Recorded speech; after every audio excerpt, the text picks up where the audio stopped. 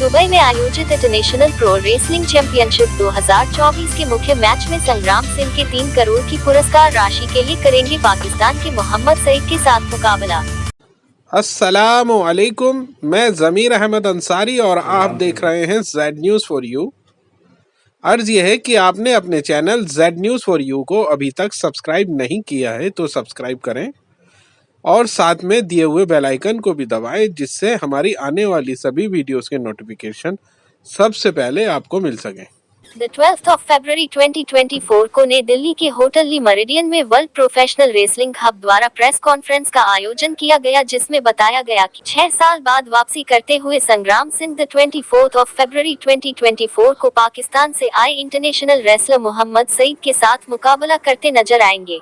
यह ऐतिहासिक मुकाबला दुबई में आयोजित इंटरनेशनल प्रो रेसलिंग चैंपियनशिप 2024 का मुख्य कार्यक्रम है, जिसे वर्ल्ड प्रोफेशनल रेसलिंग हब द्वारा प्रोमोट किया जा रहा है। इसमें 5 अंडरकार्ड मैच भी होंगे। संग्राम सिंह, कॉमनवेल्थ हैवीवेट चैंपियन और फिट इंडिया के एम्बेसडर एवं आइकन, ने कहा कि दुबई में प्रतियोगिता का स्तर मुझे रोमांचित कर रहा है। मैं दुबई स्पोर्ट्स काउंसिल से मिले सहयोग के लिए उनका आभारी हूँ। रेसलिंग यानी कुश्ती का ये खेल सज्जनतापूर्ण आचरण का उदाहरण है।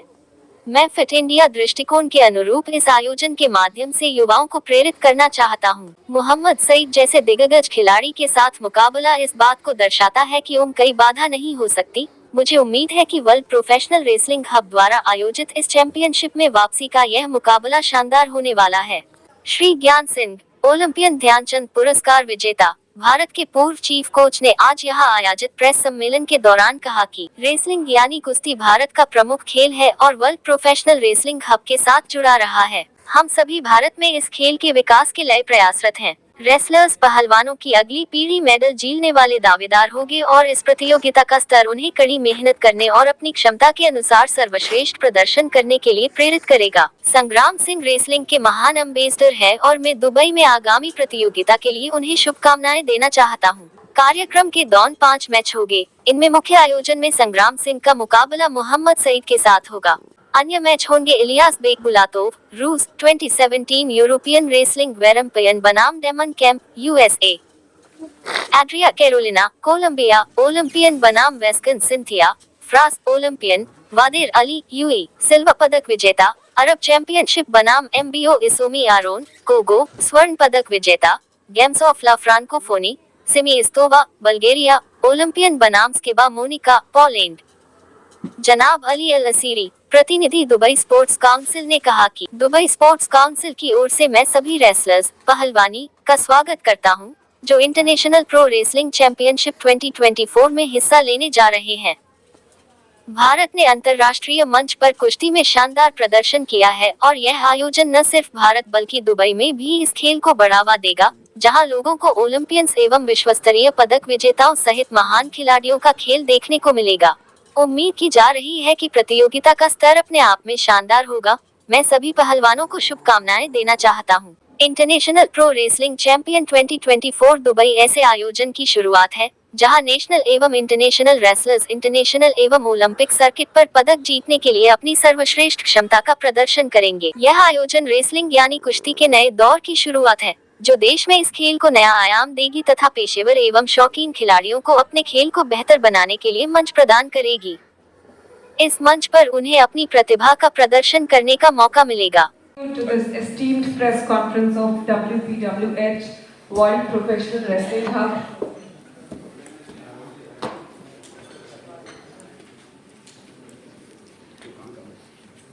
May I please welcome Mr. Sangram Singh, who is the brand ambassador of World Professional Wrestling Hub, and so we will wait for him.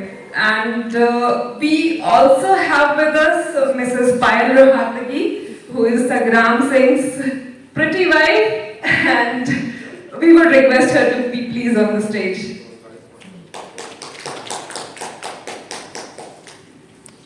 And to tell you more about our endeavor and this championship and about our company, we have our guests on stage, and you may ask the questions, please. Thank you.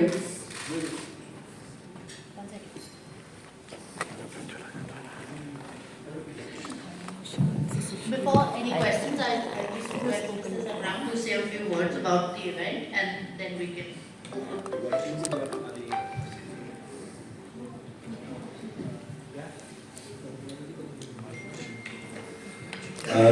सबको नमस्ते।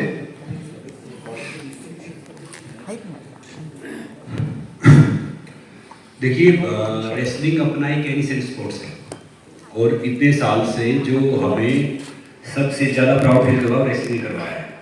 Individually अगर आप sports में medal देखिए Olympic में या किसी में, रेसलिंग ने बहुत मतलब इंडिया को प्राउड फील करवाया। केडी जाधव साहब से लेके अब तक जितने भी अपने बच्चों ने जितने मेडल जीते हैं रेसलिंग में सबसे ज़्यादा है। तो एक विजन था, पहले भैया सारे सेटल हो जाओ फिर स्टार्ट करता हूँ, आराम से सेटल हो जाओ। था कि जैसे हम बाहर देखते हैं, जैसे अपना आईपीएल है, बाकी चीज़ें देखते हैं वो सब है, तो मेरा एक विजन था कि भैया रेसलिंग को स्टार्ट किया जाए, कोई ऐसी चीज़ की जाए कि ढेर सारे नए बच्चे उसमें खेलें, सबको मौका मिले कि रेसलिंग हर सप्ताह हो, रेसलिंग 5 स्टार होटल में हो, रेसलिंग मैदान में हो, रेसलिंग अखाड़े में हो, रेसलिंग गली में हो, हर जगह रेसलिंग हो। और रेसलिंग एक एक्चुअली जेंटलमैन का स्पोर्ट्स है। भले ही आजकल 2 साल से रेसलिंग बहुत फेमस है डिफरेंट कारणों से, मगर है जेंटलमैन का स्पोर्ट्स। और मुझे आज भी याद है कि मैं तो बहुत एक छोटा सा रेसलर हूँ। शुरुआत गांव से ही की थी, मिट्टी कुश्ती से, फिर मौका मिला अपनी कंट्री को रिप्रेजेंट करने का, प्रोफेशनल रेसलिंग में आने का। अब तो पता नहीं सारे काम वो कर रहे हैं जो सोचा नहीं था, जो परमात्मा करवा रहा है। तो विजन यही है कि ये खूबसूरत स्पोर्ट्स वहाँ पे जाए। जैसे मान लो कोई एक गांव में बच्चा है, बहुत टैलेंटेड है, लड़का है या लड़की है, कि वो उसके फादर ने, उन्होंने कभी शहर नहीं देखा है, कुछ नहीं देखा, उसका बच्चा बच्चे खेलेंगे इंटरनेशनल रेसलर्स के साथ में, उसके साथ में, तो कितना वो होगा, उनकी लाइफ बनेगी, उनका फ्यूचर बनेगा और उनका वो होता है।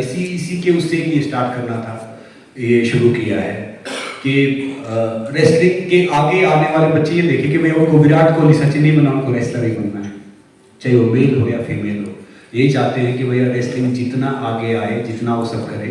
और ये जिम्मेदारी खाली मैं ब्रांड एम्बेसडर नहीं हूँ, हर वो इंसान ब्रांड एम्बेसडर है जो अच्छी चीज़ को बढ़ावा देता है, अच्छी चीज़ के लिए वो करता है। बाकी विजन तो यही है। और ये इसका लॉन्ग पीरियड इसलिए कि जैसे मैंने देखा कि 3-3 मिनट के 2 राउंड थे, हमारी एक बार लीग भी आई थी, बाकी चीज़ें भी होती है, ओलंपिक होता है। तो मैं किसी बच्चों से पूछता हूँ मुझसे कि आपने वो रेसलिंग देखी, तो मेडल के लिए तो बाउट देख लेते, उनको समझ में नहीं आता कि भाई कौन जीता, किसके पॉइंट क्या हैं, तो हाथ उठता है तो फिर जीत देख लेते कि ठीक है। तो इसीलिए 3 मिनट 6 राउंड में क्या है कि जो यूथ है, जो दर्शक है, जो आएंगे, उनको थोड़ा सा एंगेजमेंट होगा। भले ही रेसलर को थोड़ी तकलीफ होगी क्योंकि पीरियड लंबा है, मगर ब्रॉडकास्टर के लिए, स्पॉन्सर्स के लिए, ऑडियंस के लिए वन ऑफ द ये friendly, one of the best है। और उसी की एक कोशिश करने आए हैं, सारी चीज़ वन ऑफ द सेल्फलेस होकर कोशिश कर रहे हैं। Thank you. उतरे बाकी परवीन जी कुछ बताएंगे, परवीन गुप्ता जी। आप सबको नमस्कार। ये जैसे संग्राम भाई ने बताया, BWH हमने प्रयास करना चाहा है ताकि कुश्ती जैसे एंशिएंट स्पोर्ट्स को एक अलग प्लेटफॉर्म पे लेके जाएं, जिसमें कि हम जो पहला मैच अपना जो हम करना चाह रहे हैं वो दुबई में है। दुबई में जो हम मैच करना चाह रहे हैं उसमें आप सबसे बड़ा फीचर उस मैच का देखेंगे, संग्राम भाई 6 साल बाद वापसी कर रहे हैं और पाकिस्तान रेसलर से लड़ने जा रहे हैं। तो इसमें डबल मतलब आपको देखने को मिलेगा, एक 6 साल बाद जो वापसी कर रहे हैं, प्लस इंडिया पाकिस्तान का एक रोमांचक मैच देखने को मिलेगा जो कि बहुत सीरियस मैच पे करा जा रहा है। उसके अलावा जो हम संग्राम भाई के अलावा एक फाइट जो होगी, इसके अलावा 4 फाइट हम और करने जा रहे हैं, इसमें 2 फीमेल फाइट्स रहेंगी और 2 मेल फाइट्स और रहेंगी। इसमें कि जो हमारे 8 के 8 और रेसलर हैं वो भी सारे नोटेबल रेसलर्स हैं, इंटरनेशनल लेवल के रेसलर हैं, ओलंपिक हैं, गोल्ड मेडलिस्ट हैं। तो एक हम ये सीरियस नोट पे हम करने जा रहे हैं दुबई, क्योंकि एक इंटरनेशनल हब है। हम चाहते हैं इसको एक अलग रूप से इंटरनेशनल तरीके से इसको लॉन्च किया जाए, तो इसलिए दुबई इसको चूज़ किया गया और वहाँ पर मैं इस रोमांचकारी मैचों को हम करेंगे जो कि सोनी पे लाइव रहेगा। और इसके अलावा भी हम अलग अलग वहाँ पर मैं बी प्रैक परफॉर्म कर रहे हैं। मैरी कॉम हमारे चीफ गेस्ट हैं, और भी हम कई लोगों से एक्सपेक्ट कर रहे हैं उस प्रोग्राम की शोभा बढ़ाने के लिए। तो एक प्रयास किया जा रहा है। इससे पहले 2-3 हमने भारत के अंदर में भी छोटे छोटे लेवल पे प्रयास किए, जिसका कि हमें बहुत अच्छा रिस्पॉन्स मिला। कारण उसका ये है कि जो हमारे रेसलर्स हैं उनको एक प्लेटफॉर्म नहीं है आज की डेट में अनेक अनेक कारण से। लेकिन हम ये चाहते हैं जिस तरीके से आज आप देखेंगे क्रिकेट क्यों प्रमोट हुआ, प्रमोट इसलिए हुआ क्रिकेट का स्तर चेंज कर दिया गया। आप डिस्ट्रिक्ट लेवल पे, स्टेट लेवल पे, फिर स्टेट इंटर स्टेट लेवल पे, और आईपीएल आने के बाद तो उसकी परिभाषाएं चेंज हो गई। तो हम एक प्रयास करने जा रहे हैं जो रेसलिंग की दुनिया के अंदर में मुझे लगता है नई क्रांति आनी चाहिए इसको लेकर के, ताकि आज की डेट में किसी भी, क्योंकि आज आप देखेंगे कुश्ती जो है सबसे पुराना, सबसे एंशिएंट और सबसे मतलब इंडिया को प्राइड देने वाला स्पोर्ट रहा है, उसके लिए कोई प्लेटफॉर्म अभी हम देख नहीं पा रहे हैं, ताकि जो गाँव के बच्चे हैं उनको प्रमोशन मिले, उसको खेलने का प्रोत्साहन मिले। सबसे बड़ी बात ये देखिए कि इस खेल का सबसे बड़ा कॉस्ट नहीं है। आप बाकी चीज़ अगर कोई और स्पोर्ट्स खेलना चाहेंगे, लॉन टेनिस खेलते हैं, उसके लिए आपको अच्छी सुविधा चाहिए खेलने की, बैडमिंटन उसका कॉस्ट है खेलने की। एक रेसलिंग ऐसा गेम है जिसके लिए आपको एक लगोट चाहिए प्लस अपॉर्चुनिटी चाहिए खेलने के लिए, इसके अलावा और कुछ नहीं चाहिए। तो बहुत ही ज़्यादा टैलेंट हमारे पास रेसलर्स का है, हमें उसको प्रोत्साहित करना है और इसको एक नई क्रांति के रूप में आगे बढ़ाना है। बाकी मैं कोच साहब से अनुरोध करूंगा थोड़ा कुश्ती के बारे में सबको जरा एक बार और याद कराएं चीज़ों को। थैंक यू प्रवीण जी। सभी पत्रकारों को नमस्कार।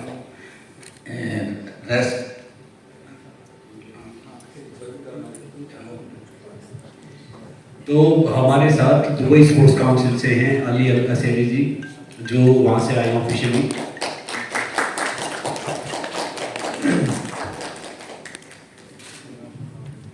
फाइन, थैंक यू, प्लीज है। और हमारे साथ फिट इंडिया भी ऑफिशियली हमारे साथ एसोसिएशन में है, क्योंकि हमारी फेडरेशन तो आजकल थोड़ी सी ठीक ठाक है। कैसे हो आप? तो अभी कोच साहब का इंट्रोडक्शन बल्कि सुशील जी ने थोड़ा सा स्टडी नहीं किया शायद। कोच साहब इंडिया के चीफ कोच रहे हैं, कोच साहब ध्यानचंद अवार्डी हैं, कोच साहब ओलंपियन हैं, कोच साहब ने एशियन गेम से लेके हर जगह मेडल जीता है, और फिलहाल कोच साहब अभी आईओ की तरफ से ऑफिसर है जो रेसलिंग को देख रहे हैं फिलहाल। तो और मुझे याद है कि जब मैं इंडिया गेम में होता था कोच साहब तब भी हमारे चीफ कोच होते थे। लो कोच साहब, ये तो मैं तो आपके बारे में तो क्या बोलूँगी। हमारा सौभाग्य है कि आज आप इनका मार्गदर्शन हमें मिल रहा है और इनका हाथ हमारे ऊपर है। तो इस एक नई चेष्टा में मुझे लगता है कि काफ़ी बड़ा योगदान इनका हमें मिलना चाहिए और मिलेगा जरूर। Thank you ji. रेसलिंग की हिस्ट्री तो मैं बताता हूँ। गेम जो है जाने जाते हैं वो रेसलिंग के नाम से जाने जाते हैं। जैसे आपने बहुत कुछ पता होगा कि ओलंपिक गेम जो आया था 776 ईस्वी पूर्व, ओलंपियड एक स्टेडियम था यूनान में जो पहाड़ी के इर्द गिर्द बनाया गया था, वहां से ओलंपिक आया। 776 ईस्वी पूर्व जो पहला गेम हुआ था वो रेसलिंग था। पर उस आज की रेसलिंग में और उस रेसलिंग में थोड़ा डिफरेंस था, क्योंकि वो बॉक्सिंग रेसलिंग प्लस मिक्स थी। और उस टाइम एक मिलो करके रेसलर था जो 7 ओलंपिक चैंपियन रहा था। मॉडर्न ओलंपिक स्टार्ट हुआ 1886 में। तो पहले जो 4-5 गेम थे उसमें भी रेसलिंग थी, और रेसलिंग वर्ल्ड में सबसे पहले जाना जाने वाला गेम है। जब भी गेम का नाम आया तो पहला गेम था रेसलिंग, और वो रेसलिंग जो आज ओलंपिक में होती है वो रेसलिंग सबसे ज्यादा मिलती है और ईरान की रेसलिंग और इंडिया की रेसलिंग से है जो आज खेली जाती है। उसमें जो वैरायटी बनी ग्रीको रोमन स्टाइल है। इस रेसलिंग को बहुत से कंट्री में अलग अलग नाम से बोला जाता है, वो एक अलग बात है, लेकिन गेम के नाम से जो पहला गेम है वो रेसलिंग है। पहला ओलंपिक जो 776 ईस्वी पूर्व में आया था उसमें भी ओलंपिक ही एक गेम था। दूसरा गेम जो उसके अंदर आया था मैराथन 26 किलोमीटर, वो भी उसका एक रीजन था। वहां का यूनान का जो राजा था वो जीत के आया था, तो उसको पहले भाग के किसी ने बताया था, तो वो वहां का डिस्टेंस 26 किलोमीटर था कि हम जीत गए हैं। तो वो फिर एक मैराथन जुड़ी थी उसमें। फिर मॉडर्न ओलंपिक जब स्टार्ट हुए 1898 में, जिसमें 5 गेम थे उसमें भी रेसलिंग था। ये तो हिस्ट्री है रेसलिंग की। बाकी रेसलिंग एक ऐसा गेम है जो प्योर जो है एक मतलब हर आदमी को अट्रैक्ट करता है, हर आदमी उसको देखने में मतलब कंफर्ट महसूस करता है, और हर आदमी रेसलिंग के बारे में कुछ ना कुछ जानता है जो हर गेम के बारे में नहीं जानते। जैसे मैं स्पोर्ट्समैन भी रहा हूँ, अगर मेरे को टेक्निकली बैडमिंटन या टेनिस के बारे में पूछोगे तो मैं उतना नहीं बता पाऊंगा, लेकिन रेसलिंग के बारे में मैंने जैसा महसूस किया, मैं कहीं भी चला जाऊँ, कहीं भी जाऊँ तो ऑलमोस्ट थोड़ा बहुत सब जानती हैं। तो अभी तो हमारे संग्राम सिंह जी ने, जो मेरा स्टूडेंट भी रहा है, एशियन गेम से पहले था, ये 2006 दो एशियन गेम से पहले कैंप में था मेरे पास। ये पहले भी शुरुआत हुई थी, वो ज़्यादा लंबी नहीं चली प्रो रेसलिंग की। हमारे पत्रकार महोदय भी मेरे साथी एक दो बैठे हैं यहाँ पे, तो वो किसी वजह से नहीं चल पाई, तो अब ये दोबारा से कोशिश कर रहा है, तो मैं ऐसा महसूस करता हूँ कि शायद ये अब इस बार सक्सेस होनी चाहिए, आप लोगों का भी साथ मिलेगा और हम सब मिलकर इसको थैंक यू। तो अली अल असेरी जी हैं जो दुबई स्पोर्ट्स काउंसिल से हैं रिप्रेजेंटेटिव। तो Aseeri ji, I think my English is like your Hindi and Hindi is like my English, but Assalamu alaikum warahmatullahi wabarakatuh. वालेकुम अस्सलाम। Good afternoon, everyone. And firstly, it's an honor to have a sports in wrestling in Dubai, which dates to thousands of years before. And Indians in UAE is like has significant in our country from last, mashallah, 50 years. And we are also happy to introduce a new sports to our people in UAE. And we are excited and waiting for 24 February championship, inshallah. And Mr. The man himself, Sangram Singh, his journey is very inspiring, and I hope he will inspire the young in our country as well, inshallah. And thank you, all the best to everyone, inshallah.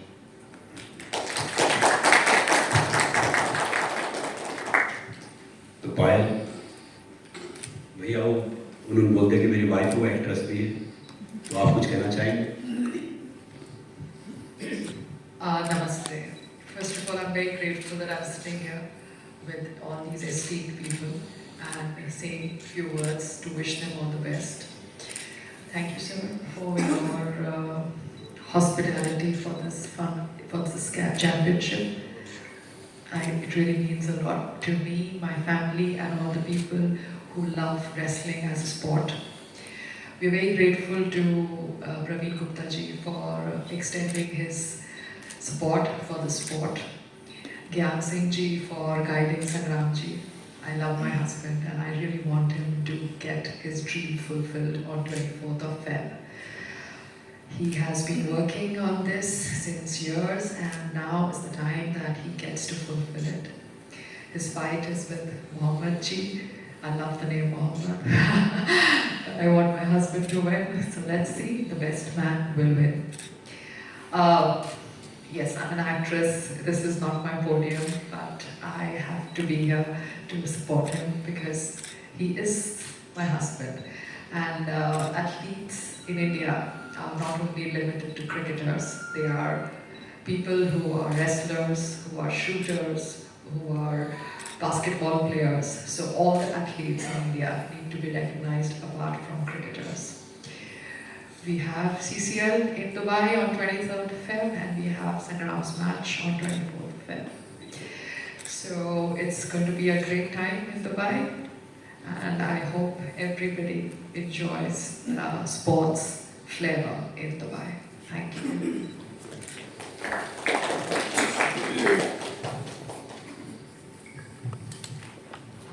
I'd like anyone who has any questions, please let me know, I'll pass you the mic.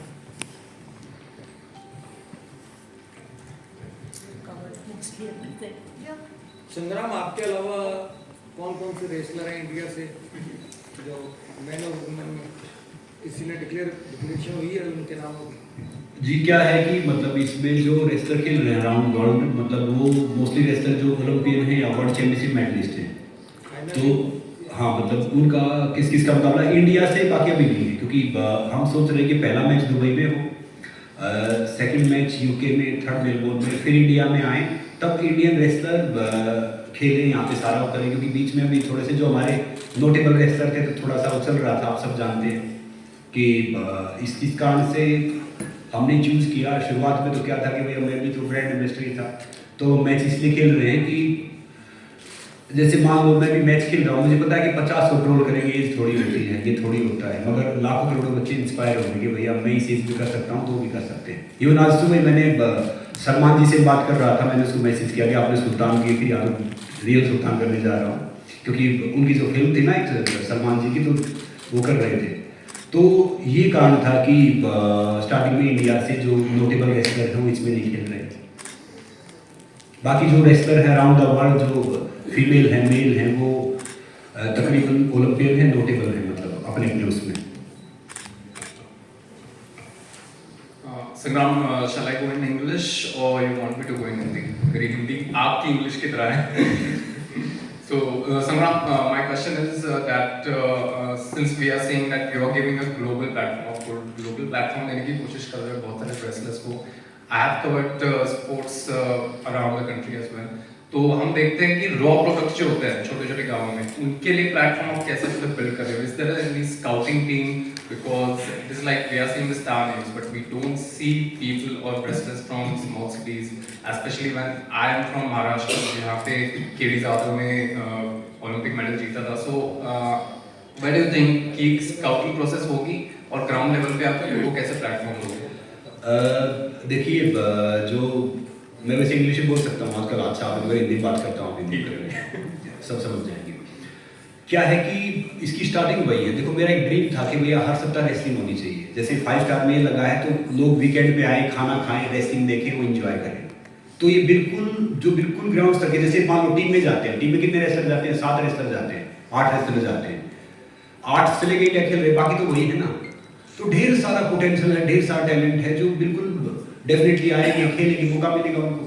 और ये long format भी इसीलिए रखा है कि वो जो public को, जो यूथ आके एंजॉय कर सके, ब्रॉडकास्टर उसको अच्छे से दिखा सके, स्पॉन्सर के लिए प्लेटफॉर्म हो, इसलिए वो है। तो ये वही है। देखो, ये अगर आप सबका सपोर्ट मिला, उस मालिक ने चाहा तो ये रेसलिंग हर गली, हर नुक्कड़, हर जगह होगी। बस उसी के लिए कोशिश कर रहे हैं, क्योंकि कई कारण थे। टाइम होता था कि भैया मेरा भी ड्रीम था कि ओलंपिक में जाऊँ, मगर lack of finance, lack of guidance, lack of circumstance होगा नहीं इसके, क्योंकि हमारे पास उतनी थी नहीं। हमारा टारगेट होता था एक बार इंडिया रिप्रेजेंट कर लो, नौकरी मिल जाएगी या ये सब हो जाएगा, क्योंकि ना तो उस टाइम सीनियर इतना गाइड करने वाले थे, ना वो इंफ्रास्ट्रक्चर था। आज हम चाहते हैं कि ढेर सारे बच्चे आए। जैसे इवन क्रिकेट का फॉर्मेट देखो आप, IPL एक उन्होंने स्टार्ट किया, तो IPL में जो बच्चे जो अच्छा करते हैं वो इंडिया टीम में पहुँच जाते हैं, वरना वैसे इंडिया टीम में पहुँच नहीं सकते थे वो, क्योंकि जिस हिसाब से चल रहा है। तो ये IPL तो नहीं, हम पहले स्टार्टिंग में नॉर्मल मैच कर रहे हैं। आगे आप सबका सपोर्ट मिला, आप सबका सहयोग मिला, तो डेफिनेटली ये बड़ा होता जाएगा। और इसमें अपनी कंट्री के नोटेबल रेसलर खेलेंगे, अपनी कंट्री के एस्पायरिंग रेसलर खेलेंगे, अपनी कंट्री के वो भी बच्चे खेलेंगे जो बिल्कुल जो छोटे छोटे गाँव में, कस्बों में। इसके अंदर मैं आपको बताना चाहूँगा कि हमने एक इवेंट सबसे पहले वाराणसी में किया 13 जनवरी को, और उसका जो रिस्पॉन्स था वो हमारे लिए भी ताज्जुब की बात थी। अराउंड 600 रेसलर्स ने वहाँ पे पार्टिसिपेट किया। बहुत 3 दिन का हमने इवेंट रखा, पहले सिलेक्शन किया, नहीं किया, काफ़ी लेट नाइट तक इवेंट चला और काफ़ी जोश था लोगों में। तो उसका एक रिस्पॉन्स हमें देखा। फिर हमने फरीदाबाद में एक इवेंट किया, वहाँ भी तकरीबन 400 से 500 रेसलर्स ने आया, अलग अलग एज ग्रुप में, जहाँ पे बहुत ज़्यादा उत्साह था। एक इवेंट हमने हैदराबाद में किया, वहाँ भी 500 प्लस रेसलर्स ने उसमें भाग लिया और काफ़ी उत्साहजनक हमने देखा। तो वो एक हमने युवा प्रतिभा की खोज के एंगल से हमने उसको किया था। आज जो हम ये कुश्ती करने जा रहे हैं दुबई में, ये इंटरनेशनल प्लेटफॉर्म पे है। आप देखेंगे तो रेसलर्स इंडिया से संग्राम जी अकेले हैं जो हम बात कर रहे हैं। अगर आप देखोगे सारी कंट्रीज से हैं, US से आ रहे हैं डोमिनिक, आप देखेंगे रशिया से हैं, उसके अलावा पोलैंड से हैं मोनिका, फ्रांस से हैं, कोलंबिया से है, अरब से हैं, कोंगो से हैं, और आप देखेंगे कि आपका काउंटर पार्ट जो है पाकिस्तान से लड़ने जा रहे हैं, मोहम्मद सईद जी से। तो एक दुबई का जो प्लेटफॉर्म हमने चूज किया है वो इंटरनेशनल लेवल पे किया है, ताकि एक सीरियस रेसलिंग की जाए। और जो हम नीचे टैलेंट की, आप इंडियन टैलेंट की बात कर रहे हैं, वो अलग अलग राज्यों में जाकर के हम देखेंगे, हम देख रहे हैं दिल्ली यूनिवर्सिटी के अंदर में हमने एक सर्वे किया, उसके अंदर में बहुत ज़्यादा लोगों के अंदर उत्साह निकल करके आया है। तो जो आप हमारा भारत इंडिया के लेवल पे आप सोच रहे हैं उसकी हम रूपरेखा बना रहे हैं, इसको हम वहाँ से लॉन्च करेंगे। डेफिनेटली आई नो कि हम इसको एक इंडिया के लिए फिट इंडिया मूवमेंट के अंदर में काफ़ी ज़्यादा इसके अंदर हम कंट्रीब्यूट कर पाएंगे। और अपने इस जो WPWH में जो रेसलिंग कर रहे हैं, इसके अलावा आपको बता दें कि 24 तारीख को हम एक फिटनेस ऐप भी लॉन्च करने जा रहे हैं, जो हम देख पा रहे हैं ताकि तो कुश्ती के साथ साथ और भी हम चीज़ें लाएंगे जो हम फिट इंडिया मूवमेंट को आगे बढ़ाएं और यंग टैलेंट को ऊपर लेकर के आए, चाहे वो किसी भी रूप में लाएं। और वो जो रेस्लर में भाग लिया था ना, जैसे वाराणसी था या फरीदाबाद था या हैदराबाद था, वो वही थे जो बिल्कुल मतलब ग्रामीण स्तर के थे। Thank you. संग्राम, मेरा आपसे क्वेश्चन है कि जैसे हम देख रहे हैं कि जो रेसलिंग का जो स्तर है वो छोटे छोटे देश जो पहले कभी ग्लोबल प्लेस नहीं रहे हैं उनकी तरफ जा रहा है, तो आप अपना रोल क्या देखते हो कि रेसलिंग ऐसे कोनों पे जैसे इजिप्ट या अफ्रीकन कंट्रीज है जो बॉक्सिंग वगैरह में तो काफी टाइम से कर रहे हैं और मार्शल आर्ट्स में अब रेसलिंग में भी है, जैसे टर्की हो गया, उज्बेकिस्तान हो गया, ऐसी कंट्रीज में आपका क्या रोल रहेगा? देखिए, नो डाउट कि बट पहले जो स्टार्टिंग में तो रेसलिंग वैसे कुश्ती तो हमारी गेम है। स्टार्टिंग में कुश्ती हमने स्टार्ट किया था, जो कृष्ण जी भीमकाल जी से चला हुआ था, फिर कुश्ती जैसे धीरे धीरे आगे चला गया। बाकी टर्की के अच्छे रेसलर हैं, नो डाउट। और मैं चाहता हूँ कि रेसलिंग है ना एक जेंटलमैन खेल है। देखो, मुझे आज भी याद है, मैं सुशील ने मेडल जीता था, तब रेसलिंग को बहुत इंडिया में बूस्ट मिला था बहुत। फिर मुझे याद है कि मैं पहला रेसलर था जो जब मैंने शो करना स्टार्ट किया, मैं अखाड़े से इसको ऐसे 5 स्टार तक ऐसे लेके गया था, तो पब्लिक पहचानती नहीं थी, बोलते थे वो रेसलर है जो किसी शो में आया या बिग बॉस में आया, मंचबली में आया, दूसरे शो में आया। तो मानता हूँ कि अब किसी एक रिस्पॉन्सिबल इंसान की ड्यूटी है कि स्पोर्ट्स को और आगे लेके जाए, ताकि जब नया टैलेंट आएगा, नए बच्चे आएंगे, तो डेफिनेटली वो खेल की ग्रोथ भी होगी और कंट्री ग्रोथ भी होगी। और मैं एक बात हमेशा बोलता हूँ, किसी भी कंट्री ग्रोथ देखनी है तो उसकी स्पोर्ट्स देखो, उसकी सेना देखो, अगर वो सही है तो फिर देश भी तरक्की कर रहा है। मेरा सवाल कोच साहब से। संग्राम, इतना बड़ा ये इवेंट जो आप इतना बड़ा कर रहे हैं, इसमें चीफ जो है वो बॉक्सर है, मैरी कॉम चीफ गेस्ट आपकी, तो क्या रेसलिंग में कम है? जी, परवीन जी के निकल गया, चीफ गेस्ट नहीं है वो। इस प्रोग्राम में कोई चीफ गेस्ट नहीं है। इस प्रोग्राम परवीन जी ने बोल दिया, वो मैरी कॉम जी वो मेरी दोस्त है बहुत अच्छे, और उन्होंने ऐसे बोला कि संग्राम जी आप रेसलिंग कर रहे हैं तो मैं डेफिनेटली देखने आऊंगी। तो हमने देखने आए तो मैंने कहा ठीक है मैरी कॉम जी, आपका बहुत स्वागत है, आप आइए। वो लेजेंडरी बॉक्सर है, वो चीफ गेस्ट नहीं है जी। चीफ गेस्ट क्या है कि हम कोशिश करते हैं, जैसे हमारे जो मेंटर हैं कोच साहब वहाँ पे रहेंगे, हमारे दूसरे कोच साहब भूपेश कोच साहब वो वहाँ रहेंगे, और भी जो हमारे रेसलर हैं, तो जो लेजेंडरी रेसलर हैं वो भी वहाँ रहेंगे। तो ये ऐसा प्रोग्राम है जो बहुत और नोटेबल पर्सनलिटी डिफरेंट फील्ड से वो वहाँ पे रहेंगे। तो क्या होता है कि ऐसे प्रोग्राम में कोई चीफ गेस्ट नहीं होता जी, सब गेस्ट होते हैं, या फिर उस एक ब्यूटीफुल स्पोर्ट्स को, क्योंकि जब खेल एक ऐसा है जिसमें हम जाति धर्म मजहब हर चीज़ से ऊपर उठ के आ जाते हैं, तो उसमें जो वो कहते हैं कि वो उस कलर में सब समा जाते हैं। तो जो वो मेरी कॉम जी हमें सपोर्ट करने आ रहे हैं, मतलब चीफ गेस्ट नहीं है। Thank you. मेरा सवाल हेलो, मेरे सवाल कोच साहब से। कोच साहब, जैसे पिछले 3-4 साल से हम देख रहे हैं कि क्रिकेट में इंडिया पाकिस्तान का मैच हो रहा है, खिलाड़ी एक दूसरे को ज़्यादा रिस्पेक्ट देने लगे, दोस्ताना, वो एक पहले फिर एक आग होती थी एक दूसरे से मुकाबला करने, वो दिखती नहीं है। ऐसे नीरज नदीम का भी देखने को मिलता है। तो आप क्या चाहेंगे कि जब संग्राम जी मैदान में उतरे पाकिस्तान के खिलाफ, तो वो उसी जोश के साथ उतरे? नहीं, हम प्रेडिक्शन ज़्यादा लगा रहे हैं, मुझे लग रहा है इतना है नहीं। मैं आपको बताना चाहूँगा कि मैं पूरे पाकिस्तान में, हमारा एक Indian railway versus Pakistan railway match किया था हमने 5 शहरों में, और हम 5 शहरों में गए थे। तो ऐसा नहीं था, स्पोर्ट्समैन नहीं होता ये आप तो उस बिरादरी से हो जिसको हर चीज़ का पता है, वो छापे से कुछ भी पर पता सब कुछ होता है। आप उस बिरादरी से बैठे हुए, तो वही चीज़ है। स्पोर्ट्समैन जब भी जाता है, मैंने बताया मैं पाकिस्तान में, पाकिस्तान के बच्चे हमारे साथ आए, हम उनके साथ खेले। इवन उनका एक रेफरी मेरे टाइम, जब मैं 82 एशियन गेम के टाइम पर वो था, तो उनका एक रेफरी होता था, वो स्पेशली हमारे पास ही आता था, क्योंकि वहाँ से एक ही रेफरी था। रेसलर भी हमारे काफ़ी मित्र हैं ऐसे। आप मैं ये बता दूं, वो रेसलर स्पेशल इंडिया में कुछ देखने के लिए आया था, मेरे पास फोन किया है, बोले यार हमारे को तो उसका नाम नहीं लेते, मैं आऊँगा, मैं उसको गाँव में ले गया दिखा दिया। तो हमारे तो ऐसे दोस्तान आपस में रहते हैं।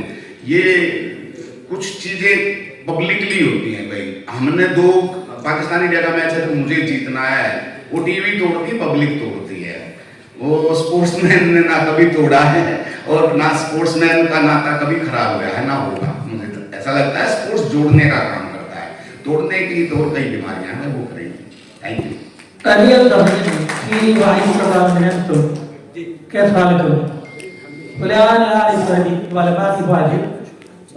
أنا أبقى في معلوم كيف إيش رأيك أنتم في هذا كل شيء الحين؟ اللي يسوي استاذ سمران هذا شيء زين حق مصلحتنا احنا في دولتنا نحن. الجيل اللي بيجي الحين بيتطور على النظام، بيتعلم. كل ما كان سبورتس غير عن الثاني فكل ما كان احسن. شكرا. عفوا.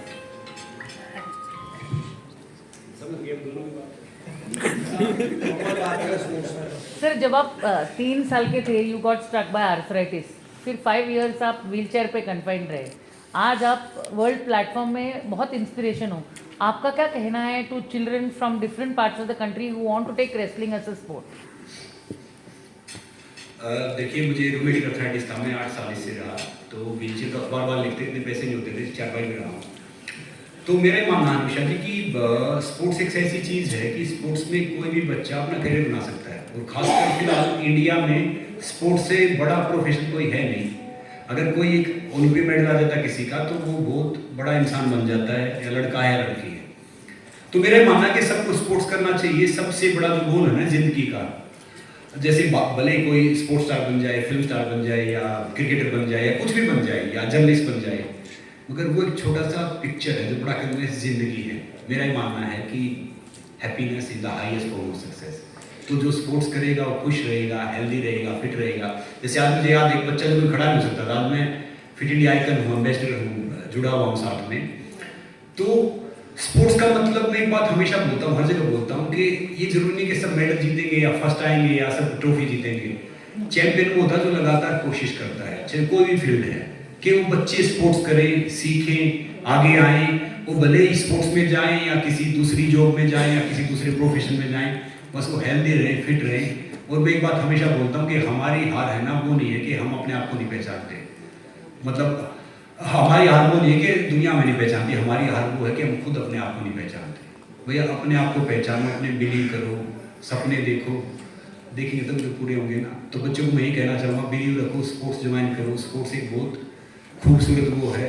भले ही अगर आप खिलाड़ी नहीं बने तो 100 साल तक आप हेल्दी रहोगे, फिट रहोगे। इसीलिए मैं कोशिश करता हूँ कि जो भी आए वो खेले कूदे, आगे जाए, स्पोर्ट्स करता रहे। और मैं एक स्पोर्ट्स में एक बात जोड़ना चाहूँगा। स्पोर्ट्स सबको करना चाहिए, वो प्रोफेशनल हो या ना हो। उसकी एक खासियत है कि स्पोर्ट्समैन जो होगा ना, वो हारता है उसके बाद भी करता है, लेकिन जब आप फेल हो जाता है ना बच्चा, तो उसके बाद डिमोरलाइज हो जाता है। लेकिन स्पोर्ट्स वो सिखाता है, वो हारेगा फिर खेल लेगा, फिर जीतेगा। तो प्रोफेशनली खेल ले या ना खेले, स्पोर्ट्स जरूर करना चाहिए, क्योंकि वो 10वीं में 12वीं में या कहीं भी फेलियर होया या बैक होया, उसके बाद फिर करेगा, क्योंकि उसे पता है दिन तू भी जीतेगा, चाहे 1 मैच जीते चाहे 2 जीते। ऐसा कोई स्पोर्ट्समैन नहीं होता जो कभी जीता ना हो, ऐसा कोई स्पोर्ट्समैन नहीं जो कभी हारा ना हो। ऐसे इसलिए ये गेम हर आदमी को खेल करना चाहिए, चाहे वो प्रोफेशनली ना खेले, लेकिन लाइफ के लिए बहुत जरूरी है। कोच साहब का कहने का मतलब है कि प्रोसेस एंजॉय करो, हार जीत जिंदगी में चलती रहती है, और मैं भी उसे बिलीव करता हूँ। मेरा वर्ल्ड प्रोफेशनल रेसलिंग क्लब के श्री प्रवीण गुप्ता जी से एक प्रश्न है कि आपके द्वारा आयोजित किए प्रीवियस ईयर्स की कुछ बातें बताइए जिसमें आपको, हमें भी थोड़ी सी झलकी मिल जाए। जब हम 2024 में एक आयोजन करने जा रहे हैं प्रेस कॉन्फ्रेंस का, तो ये मालूम होना चाहिए कि 2023 में आपके किस प्रकार के कंट्रीब्यूशन रहे रेसलिंग के फील्ड में, और 2024 का रोड मैप क्या रहेगा इस रेसलिंग के बाद। और बाकी प्रश्न मैं बाद में करूंगी, पहले आप प्रश्न का उत्तर दीजिए। आपको जैसे मैंने पहले बताया, पहला इवेंट तो किया वाराणसी में किया 13 जनवरी को, जिसके अंदर में हमने कॉलेज के अंदर में 3 या 4 कैटेगरी के अंदर में वर्ग के अंदर में कुश्ती करी। जहाँ पे लगभग हमें नॉमिनेशन जो मिला 500 प्लस रेसलर्स का नॉमिनेशन मिला, 6 कैटेगरी में हमने इसको किया था। तो 500 प्लस रेसलर्स ने वहाँ भाग लिया, अलग अलग आयु के लोगों ने। और इवेंट के अंदर में इतना उत्साह था, कॉलेज के अंदर में लगभग वहाँ हमने जो क्राउड देखा, कम से कम 3 से 4 हज़ार आदमी का क्राउड था जो उस मैचेस को देखने के लिए इतना उत्साहित था। और जिसमें कि हर 6 के 6 वर्गों के अंदर में बहुत ज़्यादा कंपटीशन रहा, जिसके अंदर में हमने लिमिट नहीं किया था, हमने अपर का लिमिट किया था, बॉटम का लिमिट नहीं किया, ताकि जो डिफरेंस ऑफ रेसलर्स का है वेट के मैटर में, तो वो एक पैरिटी बनी रहे, आपस में रोमांच बना रहे और मौका मिले नीचे वाले। इसी तरीके से जब हमने एक इवेंट किया अपना 30 जनवरी को फरीदाबाद के अंदर से, वो हमने स्टेडियम में किया फरीदाबाद में, उसकी अगुवाई हमारे नेहा राठी जी ने करी उनकी एकेडमी के माध्यम से। वहाँ भी लगभग हमने 500 से ऊपर रेसलर्स का देखा, 6 कैटेगरी के अंदर में उसको हमने इवेंट को किया, युवा प्रतिभा की खोज को एक नारा देते हुए या उसको एक देखने के लिए। वहाँ भी हमें बहुत अच्छा रिस्पॉन्स इसमें मिला। लगभग हमने इनाम राशि भी उसमें रखी 31,000-51,000 की। लोग भी प्रोत्साहित थे, ताकि लोग थे यार, जोश बहुत था। जो जोश देखने को मिला वो एक वाकई में रोमांचकारी भी था और एक हमारे लिए भी अजीब सा लगा कि हाँ इतना जोश है, हम एक्सपेक्ट नहीं कर रहे थे। हैदराबाद के अंदर में भी हमने इवेंट किया 28 जनवरी को इसी साल में, तो वो भी बहुत ज़्यादा प्रोत्साहित था। वहाँ भी कम से कम 3 से 4 हज़ार आदमी का हमें क्राउड के रूप में वहाँ पर लोगों ने आशीर्वाद दिया उसको, और बहुत अच्छा इवेंट रहा, जहाँ पे 6 कैटेगरी के अंदर में हमने इसको किया और उसको अच्छी कवरेज मिली, अच्छा उत्साह मिला। उससे हमें और खुद को मोटिवेशन मिल रहा है। इस मैच के बाद में जैसे आपने रोड में बताया, अगला एक लेवल मैच जिस तरीके से हम कर रहे हैं बहुत सीरियस नोट पे कर रहे हैं, इस तरीके से हम नेक्स्ट यूके के अंदर प्लान करने जा रहे हैं, उसके बाद ऑस्ट्रेलिया में, फिर इसको इंडिया में लॉन्च करेंगे, ताकि हम डोमेस्टिक और इंटरनेशनल को एट पार लेकर के आए। हमारा एक मकसद जो ड्रीम है संग्राम भाई का, कि जो गाँव में बच्चा उसको हम इंटरनेशनल स्तर पर लेकर के आए, ताकि हम इंडिया में उसको नीचे स्तर से उठाएंगे और उधर इंटरनेशनल लेवल से लेकर आएंगे, ताकि बीच में ला करके राष्ट्रीय स्तर पे इसको कराएं, ताकि हर एक को प्रतिभा का निभरने का मौका मिले। ये कितने एज ग्रुप के कितने ग्रुप और कितने खिलाड़ी जो है तैयार हैं आपके मैचेस के लिए, फ्यूचर मैचेस? फ्यूचर में जैसे बताया ना 6 कैटेगरी में हमने इसमें किया, ओलंपिक स्टाइल में किया, तो उसमें 500 रेसलर्स एटलीस्ट परफॉर्म किया। हाँ, अब उसी तरह ज़्यादा लगाइए कि कितना प्रोत्साहन इसमें आ रहा है, आगे हम उसको और एक्सपेक्ट कर रहे हैं, क्योंकि हम हमने बहुत शॉर्ट नोटिस पे इसको किया है। आपसे चाहती हूँ कि कुछ ग्लिम्पसेस, 2 पेज की प्रेस रिलीज दी गई, इसमें कुछ भी ऐसा नहीं है जिसमें हम निर्धारित करें कि आपके कंट्रीब्यूशन प्रीवियस ईयर में रहे, वो भी जुड़ते रहे और फ्यूचर के भी जुड़ते रहे। मैं ये थोड़ा सा जानना चाहती हूँ, लिखने के विषय में कोई ऑथेंटिसिटी रिपोर्ट नहीं है, इसमें कहीं कोई सिग्नेचर नहीं, कहीं कोई भी, हम इसको ऑथेंटिसिटी नहीं मानते। जी मैडम, मैं आपको बताता हूँ। क्या है कि जैसे जहाँ पे किया 500 रेसलर्स, कल आप लोग हमारे को कोड क्लेम कर देंगे आपने लिखा है, इसका कोई ऑथेंटिसिटी नहीं। जी madam, allow me to speak. मैं आपको बताता हूँ कि जैसे हमने 3 जगह किया, तो 3 जगह कम से कम 500 to 600 रेसलर थे। अब डेटा तो हमारे पास बहुत है, मगर ये है कि सही जगह कैसे पहुंच पाए वो हम कोच साहब का मार्गदर्शन लेंगे, बाकी आप जैसे जो सीनियर इंसान का मार्गदर्शन लेंगे कि भैया ये टैलेंट यहाँ पे है, तो इस टैलेंट के पास कैसे पहुंचे। डेटा तो चाहिए आप लाख ले लो, क्योंकि हम 140 करोड़ की आबादी है, जिसमें से बट इसमें हम लिख भी नहीं सकते, क्योंकि हमें ऑथेंटिसिटी नहीं है। ऑथेंटिसिटी चीज तब लगेगी जब कोई क्रॉस चेक साइन। जी अभी हमारे पास मोर देन, हम लिखेंगे कल कोड क्लेम आपकी तरफ से आए। जी, अभी हमारे पास मोर देन 5000 रेसलर्स का डेटा है जी, जो मतलब पार्टिसिपेट करने के इच्छुक है, तो चाहते हैं खेलना। और हमारे पास 5000 रेसलर ऐसे हैं जो एस्पायरिंग रेसलर हैं, जो चाहते हैं कि वो अपना career as a professional start करें। तो मतलब मिनिमम 10,000 रेसलर्स का डेटा है जो चाहते हैं कि वो इसमें जुड़े और अपना career as a wrestler establish करें, प्रोफेशनल रेसलर स्टैब्लिश करें।